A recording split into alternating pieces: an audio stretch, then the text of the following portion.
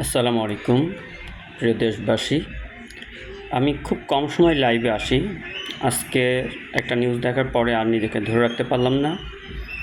আজকে এই জন্য লাইভে আসলাম। সাধারণত আমি সমন্বয়করা যে নিউজগুলো দেয় সেগুলোই হচ্ছে আমি এই কদিন শেয়ার করে আসছি। কিন্তু একটা বিষয় আমার কাছে খুব পরিষ্কার মনে হচ্ছিল, শেখ হাসিনা 15টা বছর আপনারা যেভাবে চিনেন, আমি আরেকটু বেশি চিনি। কারণ আমি 96-এর ঢাকার যে অসহযোগ আন্দোলন ছিল, সেখানে তখন আমি প্রতিদিন রাজপথে ছিলাম। প্রতিটা দিনই আমরা রাজপথে থেকে আন্দোলন করেছি। সুতরাং আমার মনে হচ্ছে এই শেখ হাসিনাকে আপনারা যতটা শক্তিশালী মনে করছেন, আসলে তার থেকে অনেক বেশি শক্তিশালী।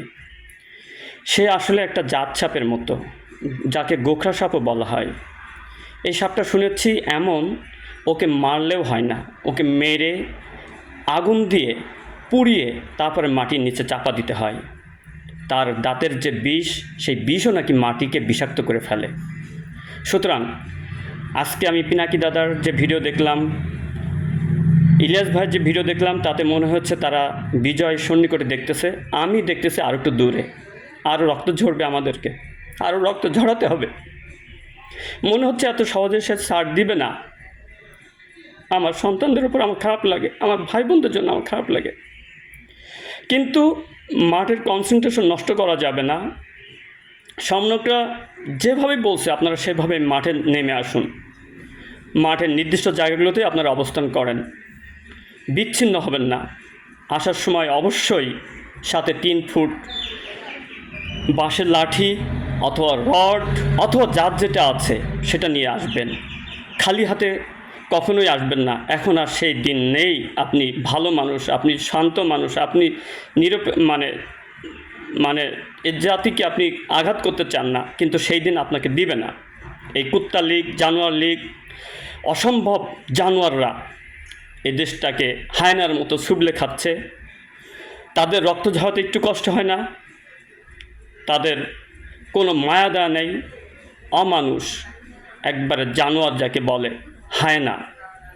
সুতরাং এই ছাত্রলীগ, যুবলীগ কালকে অর্থাৎ আজকে সকালে মাঠে নামার ঘোষণা দিয়েছে। আমি আপনাদেরকে উদাত্ত আহ্বান জানাবো।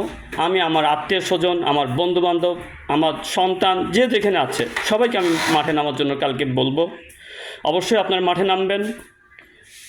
রক্ত যায় যাবে, কিন্তু এই দেশটাকে মুক্ত করতেই হবে।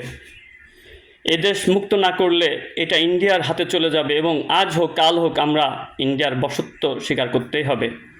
এটা যেন 23শে জুনের মতো না হয়, নওয়াব সিরাজউদ্দৌলার পতনের দিনের মতো না হয়। মিনাও কথা ঘোষণা দিচ্ছে আমেরিকা থেকে, বলে দেন। সুতরাং আমি আবার আপনাদেরকে রিকোয়েস্ট করব, আজকের মায়েরটাই যেন শেষ মায়ের হয়। এখানে আপনারা মায়ের খেতে যাবেন না, মায়ের দিতে যাবেন। বুলেট বুকে নেবেন ঠিক আছে, কিন্তু 10টা নিয়ে মরবেন। লাঠির আঘাতে ওদেরকে চূর্ণ বিচূর্ণ করে দেবেন।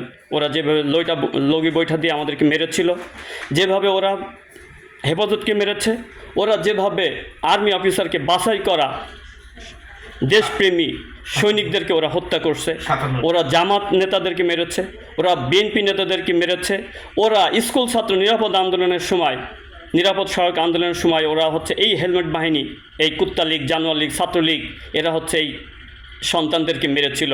আজকে সেই সন্তানরাই কিন্তু আজকে কলেজ ইউনিভার্সিটির স্টুডেন্ট।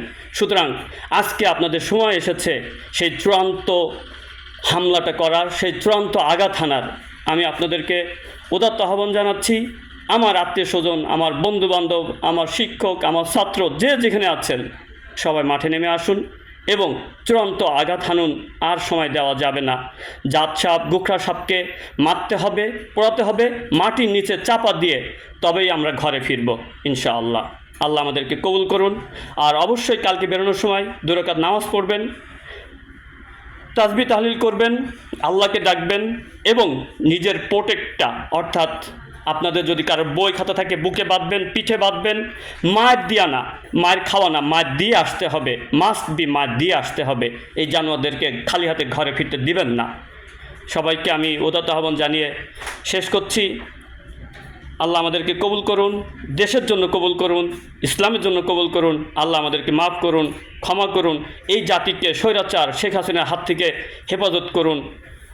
ইনকিলাব জিন্দাবাদ।